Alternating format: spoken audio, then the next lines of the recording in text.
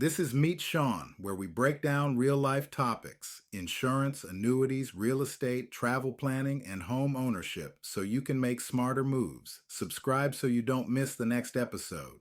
Okay, it is January 2026. The holiday lights are down, the festivities are down. Well, they're in the rearview mirror, and deep winter has officially settled in. And let's be honest, it is cold outside. It is so cold. Yeah. Now, I want you to just picture this scenario for a second. You wake up, it's a Tuesday morning, it's still dark. You swing your feet out of bed, and you're expecting that, soft warmth of the rug, but instead, the floor feels like you just stepped onto a frozen pond. Ooh, I can feel that. You sit up, you can see your breath in the bedroom air, and the silence, it is deafening because the furnace isn't humming. That is the visceral, universal homeowner nightmare, isn't it? The midwinter heating failure. It's the absolute worst. It hits you right in the stomach. It does. And usually our first instinct is, panic. Yeah. Followed immediately by dread about the repair bill. Of course. But today, we're going to flip the script. We're looking at a stack of research that suggests maintaining your home's heating system isn't just about avoiding that catastrophic breakdown. Although that is a huge part of it. A huge part. It's actually about efficiency. Mm. And there is a number in this research that it jumped right off the page at me. You're talking about the 30% figure. 30%. The data suggests a well-kept heating system can cut energy bills by up to 30%. I mean, that is not pocket change. Not at all. That's a significant chunk of the monthly budget just vanishing into thin air because we forgot to change a filter or check a seal. It really is. And I think a lot of people view their heating system as this, binary thing. Either it works or it's broken. Right. On or off. Exactly. But the sources are telling us there's this massive gray area in the middle where the system is running, but it's just hemorrhaging money and energy. So it's working harder than it needs to. Way harder. And that's usually what leads to the breakdown right when you need it most. Okay, so here is our roadmap for this deep dive. We are going to take you from the really simple DIY hacks, including something called the candle test, which sounds mysterious, But it's actually super practical.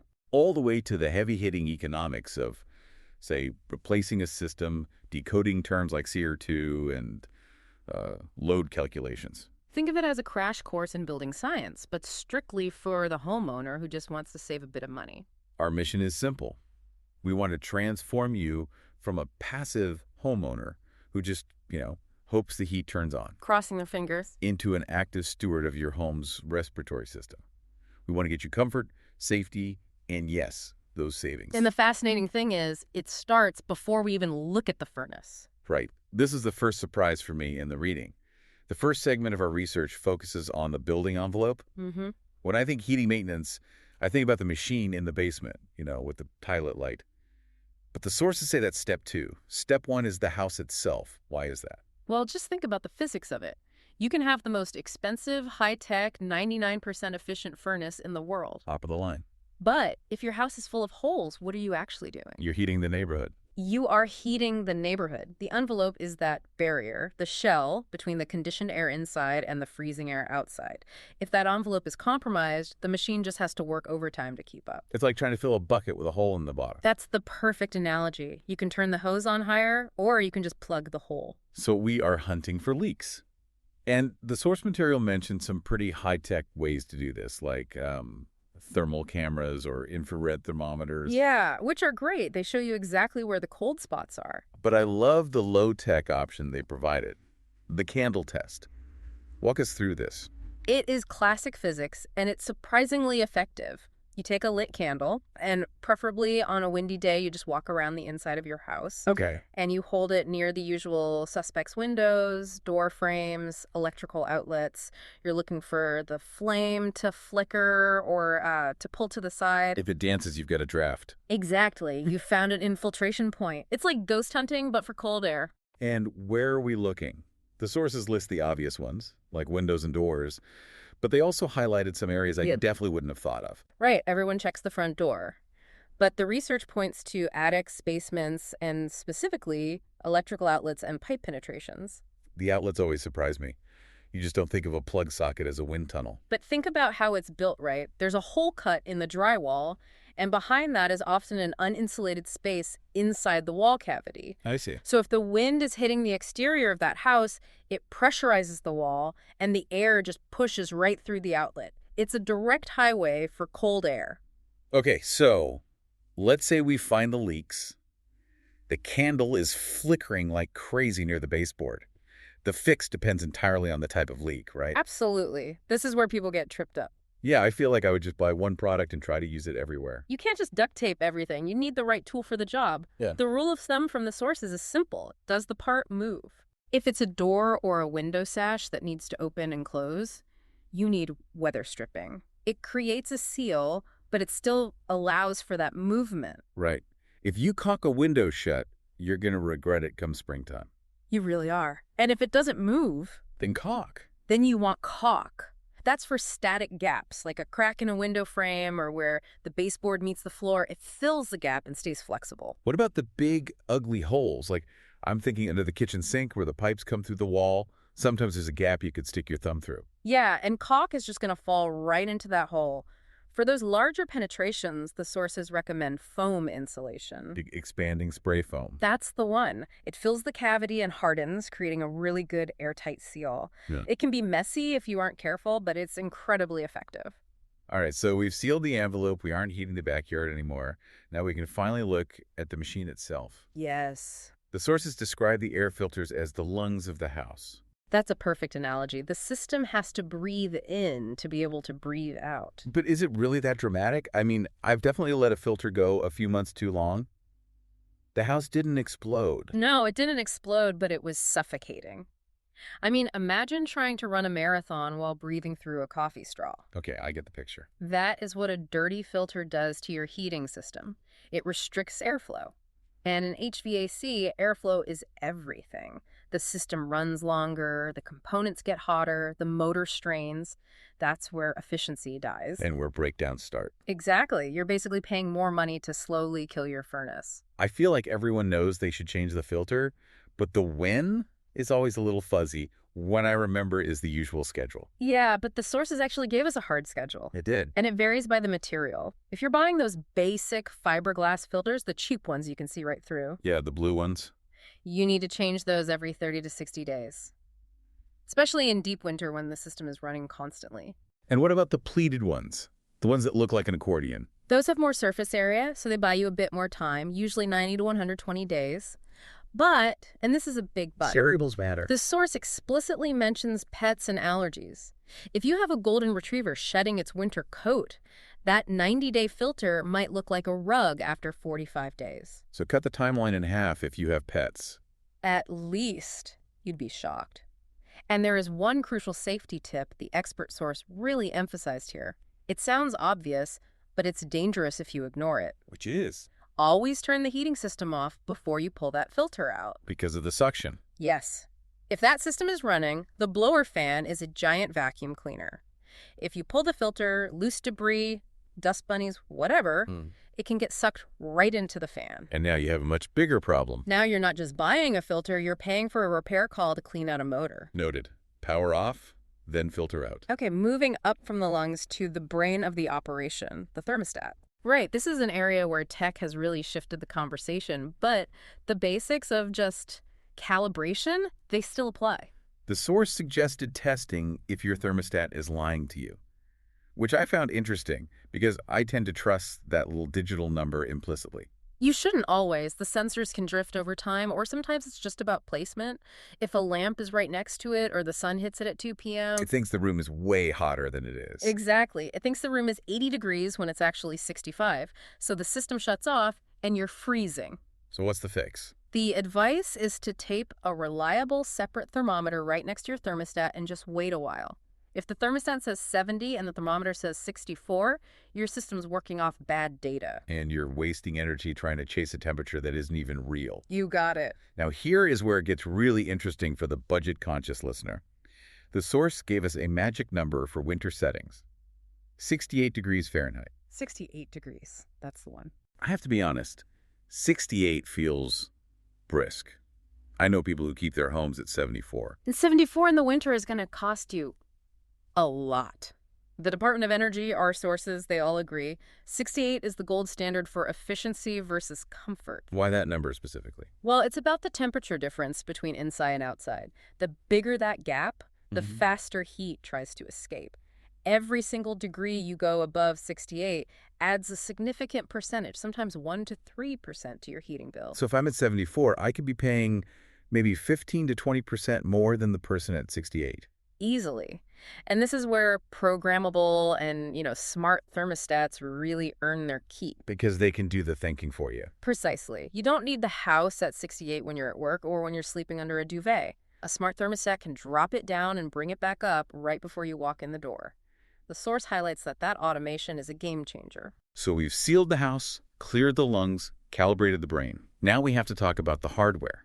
The sources break down the different ways we generate heat, specifically furnaces versus heat pumps. Yeah, and it's important to distinguish them because they work on totally different principles. Okay. A furnace, whether it's gas, electric, or oil, it creates heat, it burns fuel, or it heats an electric coil to make hot air. It's generating energy. Simple enough. And a heat pump, A heat pump moves heat. which sounds like magic in the winter. How do you move heat from outside when it's, say, 20 degrees out? It does sound counterintuitive, but even when it's cold, there is still thermal energy in the air. The heat pump uses a refrigerant cycle to extract that energy, compress it, which makes it hot, and then move it inside. So it's like a refrigerator running in reverse. That is the perfect way to describe it. Your fridge pulls heat out of the box and dumps it in the kitchen. A heat pump pulls heat from the outdoors and dumps it in your living room. And because it's moving heat, not creating it. It can be incredibly efficient. I mean, in the right climate, it can be 300% efficient. For every 1 unit of electricity you put in, you get 3 units of heat out. Wow. But the source had a specific warning for heat pump owners about the outdoor unit. Yes, the big box outside with the fan, since that's the engine for the heat exchange, it has to breathe. So if it's choked by leaves or snow drifts... Or bushes growing too close, it just can't extract that heat. You need to go check it. Clear the brush, shovel the snow away. If the airflow is blocked, that amazing efficiency advantage we just talked about, it disappears. Okay, so we make the heat. Now it has to get to the rooms. This leads us to the heating cycle mentioned in the text. Create, distribute, control.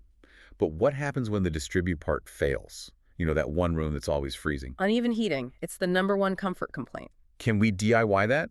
Or is that a call a pro moment? There is a DIY step you should always do first. Which is... Check the vents and registers. It sounds so silly, but you wouldn't believe how many people put heavy rugs over their vents or push a couch right in front of a radiator. You're just mechanically blocking the heat. Precisely. You're asking the bear to fight its way through a sofa. If those are clear, then you can get into balancing the system. And that involves those little levers on the ducts in the basement. Right, the dampers. You can try adjusting those, partially closing the ducts to the rooms that are too hot to force more air to the cold rooms. Okay. But the source warns not to close them entirely, or you increase pressure. Small adjustments. Wait 24 hours. Check the result. If that doesn't work, then it's probably pro territory. Speaking of pros, let's talk about the scary part. The money. The sources dive deep into the economics of replacing a system. And there's a term here that kept popping up. Load calculation. This is critical. If you take nothing else away from this deep dive, take this. When you're buying a heating system, bigger is not better. See, that goes against every American instinct I have. If I buy the massive industrial furnace, won't my house get warm in 2 seconds? It will get warm in 2 seconds and then it will shut off. Then 10 minutes later, it'll get cold, turn on, blast heat, and shut off again. That sounds really annoying. It's called short cycling. Yeah. And it is so destructive. Think about your car. What wears it out faster? Cruising at 60 on the highway or stop-and-go city traffic? Stop and go for sure. Exactly. The wear and tear on a furnace happens during startup and shutdown. An oversized system does that constantly. It never runs long enough to reach peak efficiency. So you're paying more upfront for the equipment and more to run it every month. And you're wearing it out faster. An undersized system just runs forever and never keeps up. We need the Goldilocks system. The just right system. Yeah. And you don't guess that size, you calculate it. The source emphasizes that a proper load calculation, it's often called a manual J calculation, is non-negotiable. And this isn't just square footage. Because I feel like contractors just say, oh, 2,000 square feet, you need a 3-ton unit. That's the rule of thumb, and the sources say it is often wrong. A real load calculation looks at your insulation, your windows, which direction your house faces, how much shade you have, even the height of your ceilings. It's a physics problem, not a guessing game. That's a great way to put it. And once you know the size, you have to pick the efficiency. This is where we see SEER 2. I know SEER met efficiency, but what is the 2? SEER 2 stands for Seasonal Energy Efficiency Ratio version 2. It's a new federal standard. The testing conditions were updated to be more realistic to how units actually perform in a home. So it's a more honest rating. Exactly. Think of it like miles per gallon for your house. A higher SEER 2 rating means the unit uses less energy to do the same job. But, and there's always a but. But higher SEER 2 units cost more upfront. It's that classic trade-off. You pay a premium on the sticker price today to lower your utility bill for the next 15 years. The sources did mention a lifeline here, though. Financial aid. Yes, never pay sticker price without checking. Utility companies, government programs, they offer rebates for high-efficiency systems. And financing is widely available to spread that cost out. So we're maintaining what we have. We know what to look for if we buy new. Let's pivot to safety. What are the red flags, the shut it down and run signals? Your senses are your best diagnostic tools here. First up, sound. A heating system should be a white noise hum. If you hear banging, That's bad. that could be loose parts. And whistling, that usually indicates an airflow struggle. It means air is being forced through a tiny gap. Right. It's the sound of the system gasping for breath. And smell. Smell is an immediate stop. Now, a burning does smell when you first turn it on in October. That's normal. Okay. But a persistent burning smell, or specifically the smell of rotten eggs, That's gas. that is a gas leak. Wow. That is an evacuation event. Don't flip light switches. Don't use your phone inside. Get out. Call for help. The source also flagged a specific winter danger that isn't the furnace itself, but is related to the coals and pipes. This causes more property damage than almost anything else. When water freezes, it expands with incredible force. It will split a copper pipe like it's paper. And the prevention is pretty straightforward. Insulate exterior pipes. Foam insulation or heat tape. And for those really bitter nights, use the drip method. Let the cold water faucet just drip a little bit. It feels counterintuitive to waste water. It does, but keeping that water moving even slightly prevents ice crystals from forming a blockage. A dripping faucet costs pennies. A flooded basement costs thousands. 100%. I Okay, so bet. what does this all mean? If we look at the big picture, we are seeing a real shift in mindset. It is the difference between being reactive and proactive. It's moving from fix it when it breaks to maintain it so it works. So let's recap the main points. Number 1, seal the envelope, use the candle test, find the leaks, use the right stuff to plug them. Number 2, respect the lungs. Change those filters on a strict schedule. 30 to 60 days for fiberglass, 90 for pleated. And turn the power off first. Number 3, trust the math, not the marketing. If you need a new system, demand a real load calculation. Don't let someone sell you the biggest box on the truck. And finally, listen to your house. The whistles, the bangs, the cold spots, they are telling you something. Catching those whispers early avoids the scream of a system failure. And the source makes a great point about timing. The best time to do all of this maintenance is early fall. Avoid the rush season. When that first cold snap hits, every HVAC phone line in the state is busy. You call in September, you get better service and peace of mind. Before we sign off, I want to leave you with one thought that stuck with me from that section on load calculations. We tend to blame the brand of the furnace or maybe the age of the house when we're uncomfortable. We say, oh, this house is just drafty, or this furnace is junk. Right, but the expert source suggests that often the problem isn't the machine, it's the math. Which raises a fascinating question. Is your home uncomfortable because the hardware is broken, or because the math was wrong from the very first day it was installed? Something to think about as you check your thermostat settings tonight.